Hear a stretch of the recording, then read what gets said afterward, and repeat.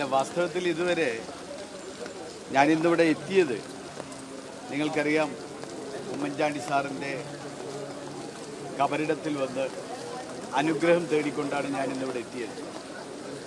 Oommen Chandy sir എൻ്റെ പിതാവിനോടൊപ്പം ഒരു മെയ്യായി ഒരു മനസ്സായി 6 പതിറ്റാണ്ടിലേറെ കാലം ഒരുമിച്ച് പ്രവർത്തിച്ചവരാണ് അവർ. എനിക്ക് പിതൃതുല്യനായിരുന്നു. ഞാനൊക്കെ മുനിസിപ്പൽ ചെയർമാനായിരുന്ന സമയത്ത് കേരളത്തിൻ്റെ മുഖ്യമന്ത്രിയായി 7 തവണയാണ് എൻ്റെ മുനിസിപ്പൽ ചെയർമാൻ ടൈമിൽ അദ്ദേഹം നിരവധി പദ്ധതികൾക്കും പരിപാടികൾക്കും വേണ്ടി നിലമ്പൂർ വന്നത്. ഒട്ടേറെ പദ്ധതികൾ, മാതൃകാപരമായ പദ്ധതികൾ നടപ്പിലാക്കാൻ ഞാൻ പഞ്ചായത്ത് പ്രസിഡന്റും മുനിസിപ്പൽ ചെയർമാനുമായിരുന്ന സമയത്ത് ഏറ്റവും കൂടുതൽ നിലമ്പൂരിനെ സഹായിച്ചത് ഉമ്മൻചാണ്ടി സാറായിരുന്നു എന്നതാണ് യാഥാർത്ഥ്യം. ഇന്ന് ഞാനിവിടെ വരും, നിങ്ങൾക്കറിയാം, ഇന്ന് ഞാനൊരു തെരഞ്ഞെടുപ്പിനെ നേരിടുമ്പോൾ നാളെ രാവിലെ 11 മണിക്ക് നോമിനേഷൻ കൊടുക്കാൻ പോകുമ്പോൾ ഇന്നെൻ്റെ പിതാവില്ല.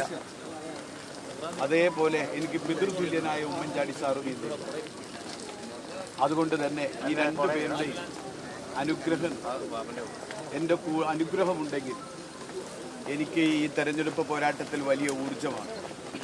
അത് തേടിക്കൊണ്ടാണ് ഇവിടെ വന്നിട്ടുള്ളത്. എന്തൊക്കെയായാലും ഉമ്മൻചാണ്ടി സാറിൻ്റെ ആ ഒളിമങ്ങാത്ത ഓർമ്മകൾ എൻ്റെ കൂടെയുണ്ട്. ഉമ്മൻചാണ്ടി സാറ് തന്നെ എൻ്റെ കൂടെയുണ്ട് എന്ന ഒരു ധൈര്യം എനിക്ക്, ഒരു ആത്മവിശ്വാസം, ഒരു ആത്മബലം ഈ തെരഞ്ഞെടുപ്പിനെ നേരിടുമ്പോൾ എനിക്കിവിടെ വന്നപ്പോൾ ലഭിക്കുകയാണ്. അതിനു വേണ്ടിയിട്ടാണ് ഇവിടെ എത്തിയിട്ടുള്ളത്.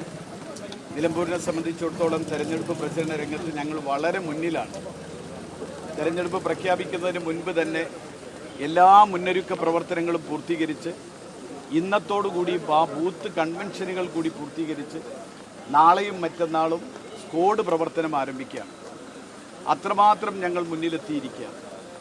മാത്രമല്ല, ഇതുവരെ പലപ്പോഴും ഒരു എതിർ സ്ഥാനാർത്ഥിയെ പ്രഖ്യാപിച്ചിട്ടില്ലായിരുന്നു ഇടതുപക്ഷ ജനാധിപത്യ മുന്നണി. ഇന്ന് പ്രഖ്യാപിച്ചു എന്ന് പറയുന്നു.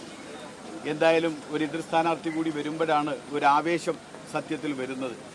ഒരു തെരഞ്ഞെടുപ്പിൻ്റെ ആവേശമുണ്ടെങ്കിൽ നമ്മൾ പോകുമ്പോൾ പോസ്റ്റിലേക്ക് പന്തും കൊണ്ട് പോകുമ്പോഴേ അവിടെ പ്രതിരോധിക്കാൻ ഒരു ഡിഫൻസിൽ ആളില്ലെങ്കിൽ ഒരിക്കലും ഒരു ഫോർവേഡിന് ഗോളടിക്കാനുള്ള ആഗ്രഹം ഇല്ലാതെയായി പോകും.